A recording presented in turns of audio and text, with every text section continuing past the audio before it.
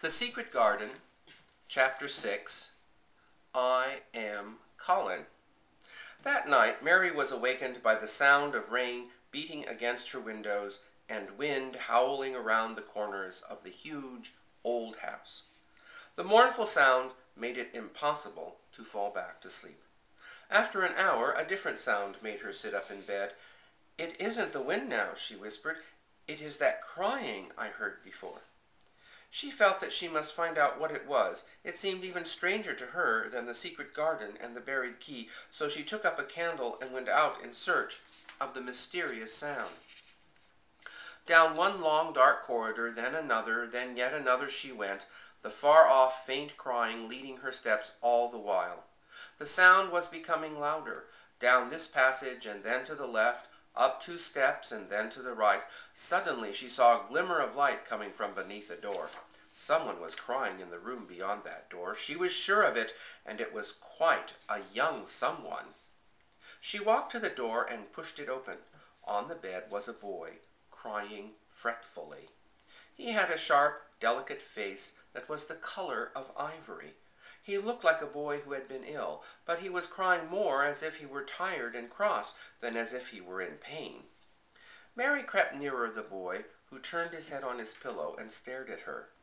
"Who are you?" he asked. "Are you a ghost?" "No," Mary answered in a whisper. "Are you one?" He stared and stared and stared.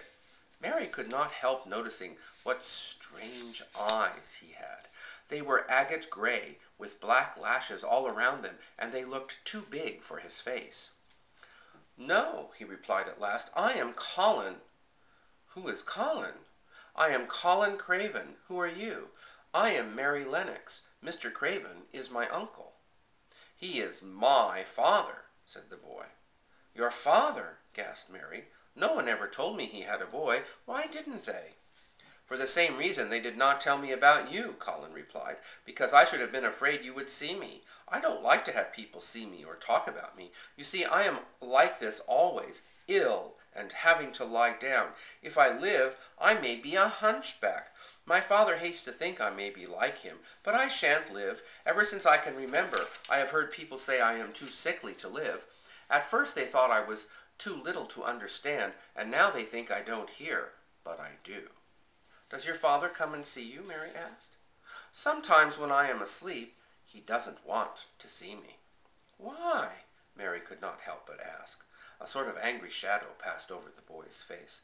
"My mother died soon after I was born, and it makes him sad to look at me. He thinks I don't know, but I've heard people talking. He almost hates me." "He hates the garden because she died," said Mary, half speaking to herself. "What garden?" the boy asked. "Oh, just a garden she used to like," Mary stammered. "If you don't like people to see you, do you want me to go away?" "No," he said. "I should be sure you were a ghost if you went. If you are real, sit down and talk with me." And so they began to tell each other about themselves. Mary told Colin how life had been in India and how it had been since coming to Misselthwaite Manor, and Colin told her how it felt to be an invalid, shut up in a dark room with only books as companions. But one thing more than any other interested Colin, the garden that Mary had mentioned. He asked question after question about it. What sort of a garden was it? Why was the door locked? Had she never looked for the door? Mary did not want to say too much, for she was afraid Colin would tell others and spoil her secret, but it was too late to be careful. He was too much like herself. He, too, had had nothing to think about, and the idea of a hidden garden attracted him as it had attracted her. Still, she never let on that she had been inside. "I will tell Medlock that I want to go to the garden," proclaimed Colin. "The servants must do whatever pleases me. I will make them take me." Oh, don't do that," Mary cried out. "Why?" he asked. "Don't you want to see it? I will let you go too."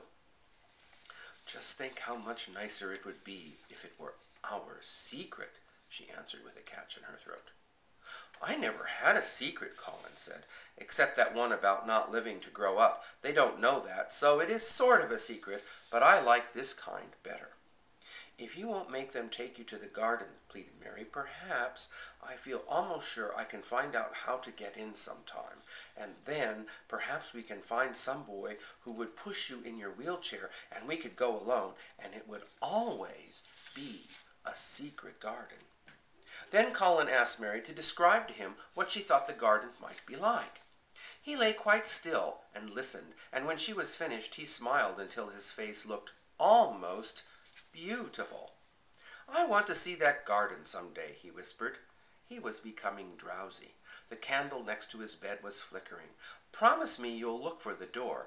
I don't think I ever really wanted to see anything before, but I want to see that garden." Somehow Mary was sorry for him and did not want him to lie awake, so she leaned against the bed and began to stroke and pat his hand and sing a very low chanting song she had learned in India. "That is nice," he said sleepily, and she went on chanting and stroking, but when she looked at him again, his black lashes were lying close against his cheeks, for his eyes were shut and he was fast asleep. The moor was hidden in mist when the morning came, and the rain had not stopped pouring down. There could be no going out of doors, and so Mary spent the day with Colin in his room. At first only Martha knew of this visit, which Mary and Colin intended to keep as secret as the garden, but then in the midst of their talking and laughing together, the door opened and in walked Mrs. Medlock and Colin's doctor. "Good Lord!" exclaimed Mrs. Medlock. "What is this?" said the doctor. "What does it mean?" "This is my cousin, Mary Lennox," said Colin. "I asked her to come and talk to me. I like her. She must come whenever I send for her." The doctor turned to Mrs. Medlock. "Oh, sir," she panted, "I don't know how it happened. There's not a servant on the place that would dare to talk. They all have their orders." "Nobody told her anything," said Colin. "She heard me crying and found me herself. Don't be silly, Medlock." Mary saw that the doctor did not look pleased, but it was quite plain that he dared not oppose his patient. He felt Colin's pulse. "I am afraid there has been too much excitement," he said. "Excitement is not good for you, my boy." "I should be excited if she stayed away," replied Colin, his eyes flashing. The doctor looked troubled. "But you must not forget that you tire easily," he said. "You must not forget that you are ill." "I want to forget," said Colin. "She makes me forget. That is why I want her. Now go away and leave us alone." Mrs. Medlock muttered, "Well, he does look rather better," and they withdrew. Colin turned to find Mary gazing at him as if he had set her wondering. "Why do you look at me like that?" he asked. "I was thinking," said Mary, "how different you are from Dickon." "Who is Dickon?" he asked. "What a queer name." "He is Martha's brother, and he is not like anyone else in the world," she began. Colin listened intently as Mary told him about the music Dickon played on his pipe and the way the animals drew near. He lay back on his cushions, and his gray eyes grew larger and larger as she talked about the cottage across the moor where 14 people lived in 4 rooms. And it was also alive that Mary talked more than she had ever talked before, and Colin both talked and listened as he had never done either before. They began to laugh over nothing, as children will when they are happy together, and they laughed so loudly that in the end they were making as much noise as if they had been 2 ordinary, healthy, natural, 10-year-old creatures, instead of a hard, little, unloving girl and a sickly boy who believed that he was going to die.